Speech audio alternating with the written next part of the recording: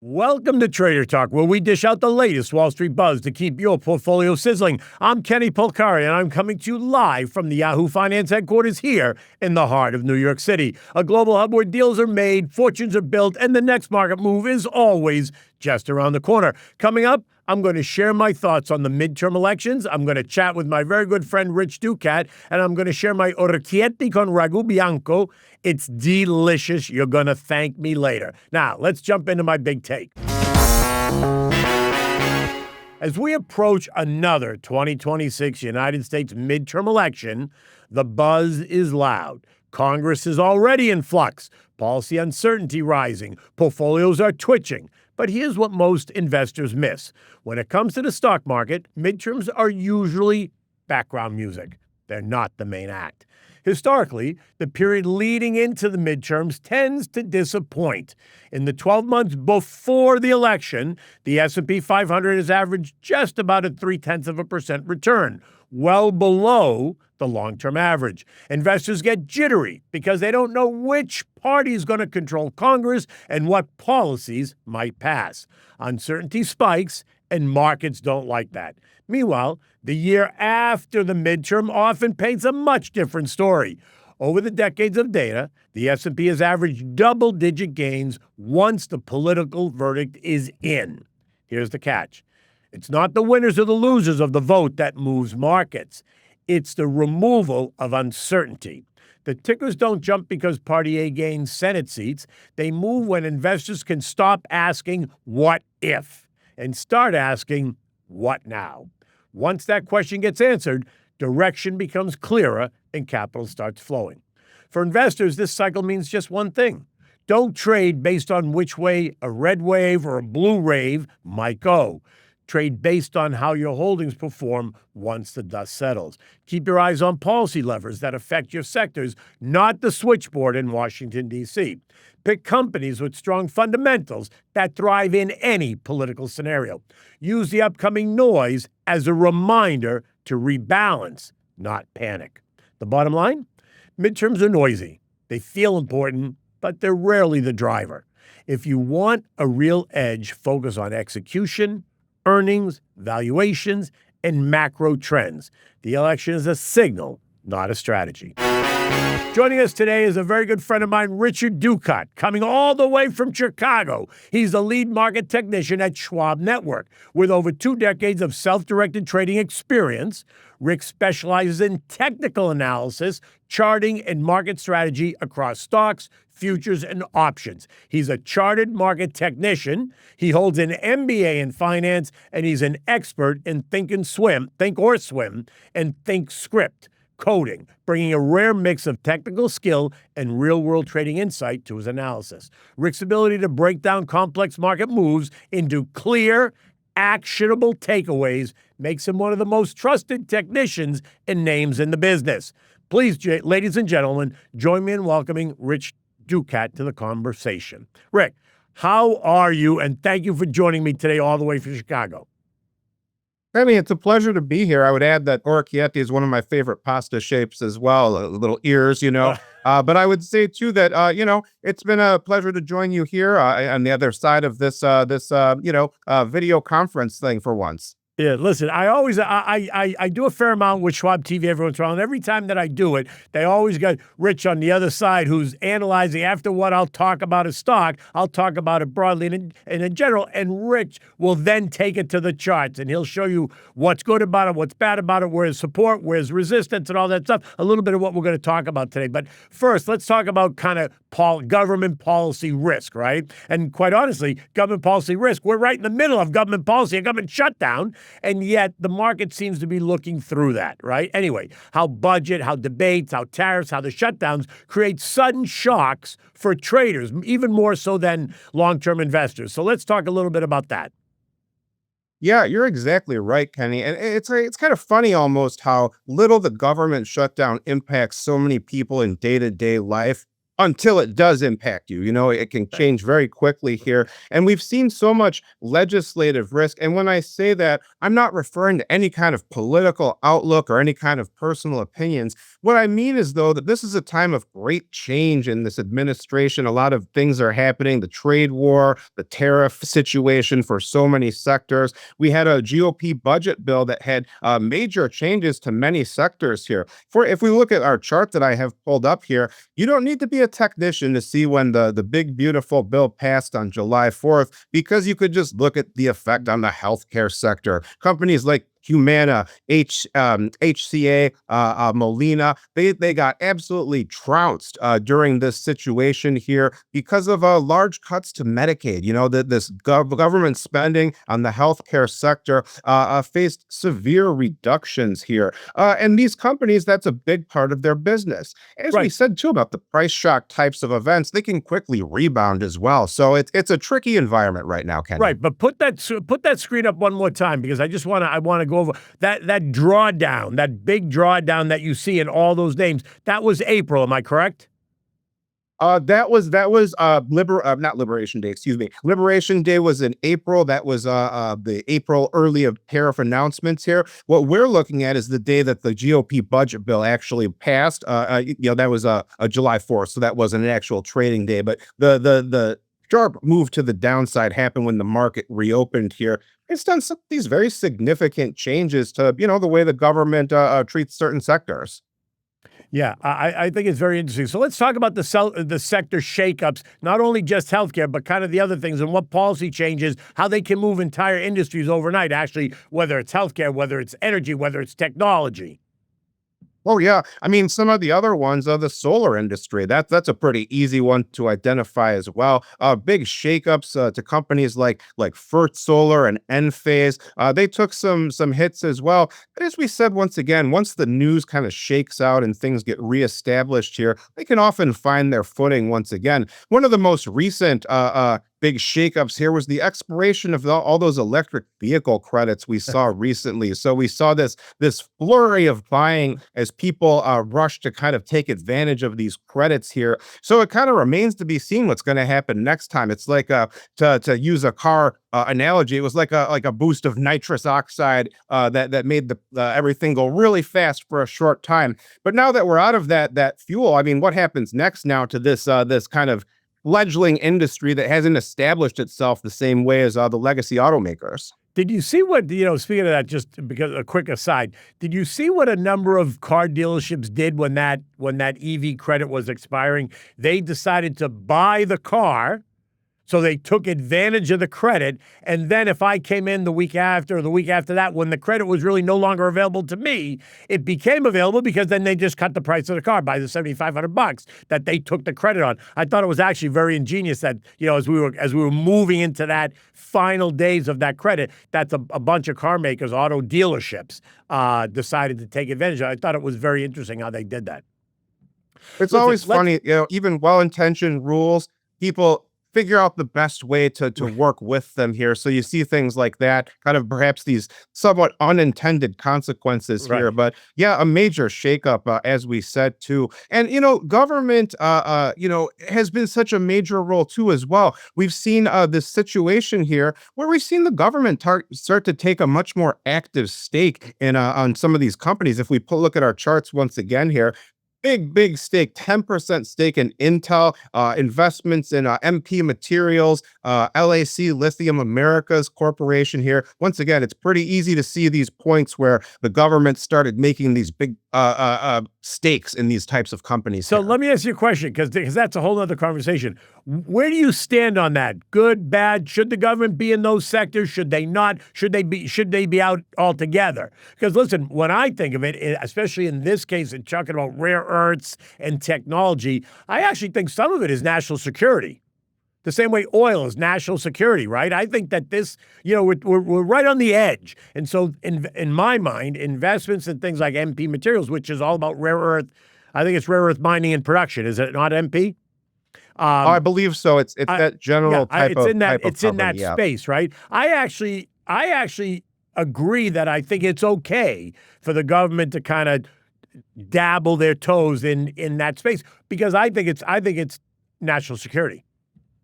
As you said, Kenny, I mean, oil. I think that's the easiest example to think of. We have a huge strategic petroleum reserve. Right. Obviously, we need oil. So I can definitely see the thinking behind some of this. I won't comment on the rightness or Right. wrongness No, of right. political maneuverings here, but I think there's an obvious case to be made for national security aspects with, they're called rare earth metals for a reason. They're not exactly super easy to get, but we in this country have significant reserves of things like lithium that we haven't really managed to take advantage of just yet. So I can certainly see the thinking behind, moving to solidify the government's role in these very critical industries. I mean, what's going to happen to us if we can't make semiconductors? I have a pretty hard time seeing a future where we don't need more computer chips, Right. Kenny. Hold that thought 1 minute. We're going to take a break. We'll be right back.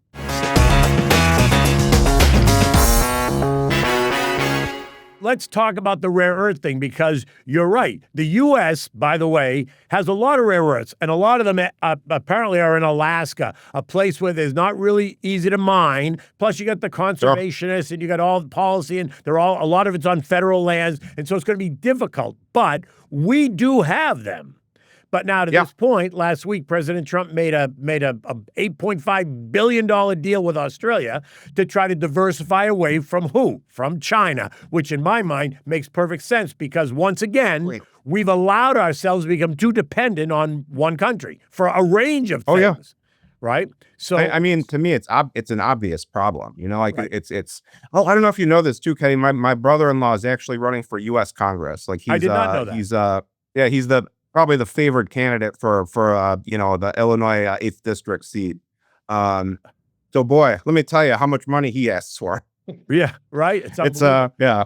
Well, Yeah. talk to me about what you think about AI, because I know everyone's got an opinion about whether we're in a boom, we're in a bust, is it irrational? I'm in the opinion that I think we're very much in the infant stages of AI. I don't think AI and .com are anything alike, partly because the .com names, they had no revenues, they had nothing. They had just .com next to the name. That was it. Today, this AI revolution is much different. I think the whole blockchain thing was much more reminiscent of the .com. I mean, you saw, what was it, Long Island iced tea changing to long blockchain. That was the most ridiculous thing to me. That was much more reminiscent of the .com era than what's happening right now, is what I would say. Right. But I think that I think this whole AI, and I think the next group that's going to light up is quantum computing, right? And you already see it. IBM came out and reported their earnings 2 days ago, right? IBM's got people don't necessarily know it because it doesn't stick out, but IBM's got a real presence in quantum computing. So take IBM and then look at something like IonQ. Sure. Yeah, quantum computing and AI, it's like kind of left brain and right brain. You kind of need them both to like work together eventually. It's like quantitative versus qualitative types of computing. I'm an electronics person. I like computers and electronics quite a bit. So this is an area of interest for me, especially too. Right. So what we can see for IBM, if we do look at our chart, IBM is kind of this space here where we can see that it's listed as IT services. What a poor definition for what IBM actually does. These sectors, you got to be really careful when you actually look at them. I mean, that is part of what they do, but it's much more like an AI and quantum computing type 100%. Of name at this point.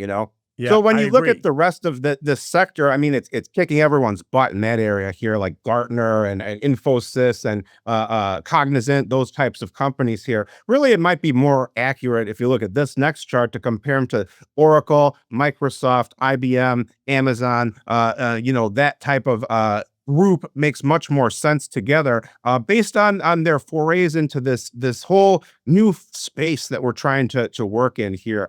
If we do look at IBM's chart more specifically, though, looking at this chart, we had a bit of a give back here. We failed to take out those previous highs near 295. We did make some intraday highs beyond that, but in terms of the close, we weren't able to muscle up a close above those previous highs from back in the June months here. Today, though, a big resurgence. You can see that some of these areas here where we topped out near that lighter green line here around 265. That's about where we opened up this morning and just rocketing back up here. Now we have recrossed this area near 281, this red line right here where price stopped and started frequently.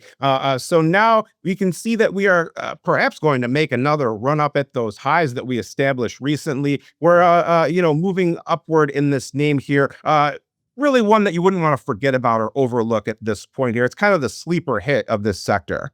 Listen, I'm curious about getting your thoughts on alternative assets on the rise with gold certainly just blowing the top off, although it has retreated over the last couple of days. We saw it back off about 6% from 300 or so down to 4,000. And now it's bounced a little bit between gold and Bitcoin. What do you think that says just about either market sentiment or risk or what investors are feeling? Oh, I mean, it's this whole government shutdown thing is certainly part of it. It's looking for some kind of stability or safeguard against, who knows what could happen at this point here. But it's also, I saw some articles recently talking about how central banks in developing economies are just snapping up gold as much as they can. They want to diversify away from the dollar here. So Right. it seems like there's some impetus for a prolonged move to the upside here. When we look at the GLD ETF, I've got the chart pulled up here on my own screen here. There was this period leading up to our big rally that was a kind of a triangular type shape converging toward each other. And these periods of lower volatility and narrowing range, they can be kind of boring to watch, but they can usually get pretty exciting down the road here. Low volatility often turns into high volatility as these increasingly entrenched boundaries get broken eventually here. Then in this case, it did translate to the upside. Bit of a haircut recently, but it's common for price to give back some of its gains after such a sharp rally. What I do notice right now is that we had a small gap October 10th. The high point came in right around 378.86 or so. We filled the gap yesterday. Now we have bounced once again here. So 403.30, that's those highs for GLD right now.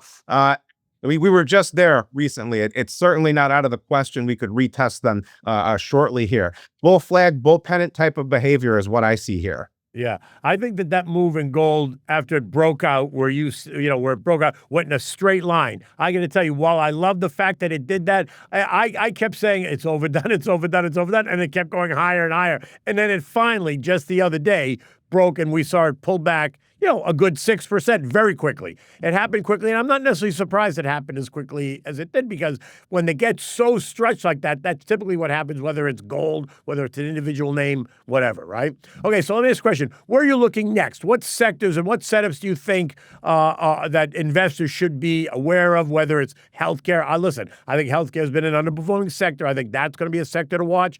Basic materials, I love industrials, but tell me what you're thinking, or tell me what are the charts telling you? Well, Kenny, kind of what you said, momentum can go on longer than you can remain solvent if you're on the Right. wrong side of it here. I don't think the momentum is quite over with this whole AI situation here. So many of those companies still would be worth examining here and keeping in your mind the bigger ones like NVIDIA, Microsoft, Apple, Right. Google. Those are the names that we all know. Then there's the smaller ones too, like CoreWeave, Mobileye, UiPath, Upstart, Big Bear AI. Those are also ones that you could consider and keep on your radar. Certainly not a recommendation or anything like that Right. one, but these are the companies that are the major players in this space right now. I also would say too, some of the other areas that really interest me, as we said, this rare earth sector, we're seeing increased government involvement, investment in this sector that could turn fortunes for a company literally overnight into a huge change here. But I mean, think about how prevalent computer chips and everything is in our life right now. We need them for our current way of life. As I said, I'm fascinated by electronics. I watched a video the other day. Someone took apart a simple vape box, like some people used to vape nicotine. It had the amount of electrical components and electronics inside it. It had a microphone that senses when you're inhaling, Yeah. so it knows how to activate the heating element. The amount of technology and intricacy in such a trivial object is kind of where we're at right now. So, Listen. I mean, yeah, it's crazy. I've got those. I got a pair of the Meta sunglasses made by Ray-Ban, Hmm. and so when you look at the arms, they're a little bit cloudy, but they're clear enough that you can see, if you hold it up to like the sunlight, you can see all the chips that are located in the arm that, allows me to talk to it. The microphone that if I put on music, I can hear it in my ears. If I talk to it and give it a command and say, give me directions to XYZ, it hears me talking and it goes and he searches for what I ask, and then it tells it to me back in my ear. But it's amazing to see just in the arm, on the one side of my head, all the little chips that are in there. It's really crazy. It's really amazing to think. And anyway, listen, we could talk about this for hours, and I appreciate you taking the time to come on, and I'd love to have you back, but it is time for me to serve up dinner. Tonight we're having orecchietti al ragu bianco, right? It is a delicious, delicious dish. And it's the soul of a Sunday dinner without the red sauce, right? There's something magical, really, about how some of the simplest ingredients like carrots and celery and onions and a bit of ground beef, and maybe you want to mix in some ground pork, can really fill the kitchen with a kind of warmth that feels like your home, like at your grandmother's house, right? The dish, orecchietti al ragu bianco, comes from the heart of Puglia, down in the heel of Italy, where women would roll tiny rounds of dough with their thumbs to make, like you said at the beginning, little ears. Orecchietti, that's the word for ear in Italian. Each one of them shaped with love, meant to hold just the right amount of sauce. Now, don't be fooled because it's not your typical Sunday red sauce dinner. The ragu bianco is a white ragu, a white sauce. It trades the tomatoes for something gentler and more elegant. Instead of being drowned in marinara sauce, the sauce relies on olive oil and a bit of white wine and the holy trinity of Italian flavor, carrots, celery, and onions, right, to build the base. As it simmers together, the meat takes on a rich, almost velvety texture, and the wine, well, that just adds a softness, a soft perfume-ish to the pasta that clings beautifully to the dish. It's the kind of dish that your kids are going to devour without question. They'll just know that it tastes good. And for you, it's a one-pan wonder that tastes like it took hours to make. But it didn't. A perfect reminder that in Italian cooking, less is really more. You can scan the QR code on the screen for the full recipe, and trust me, you will thank me later.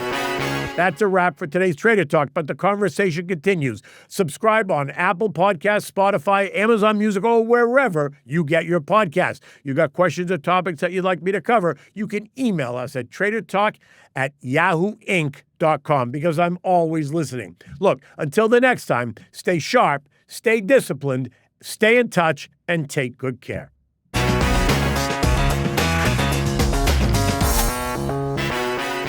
This content was not intended to be financial advice and should not be used as a substitute for professional financial services.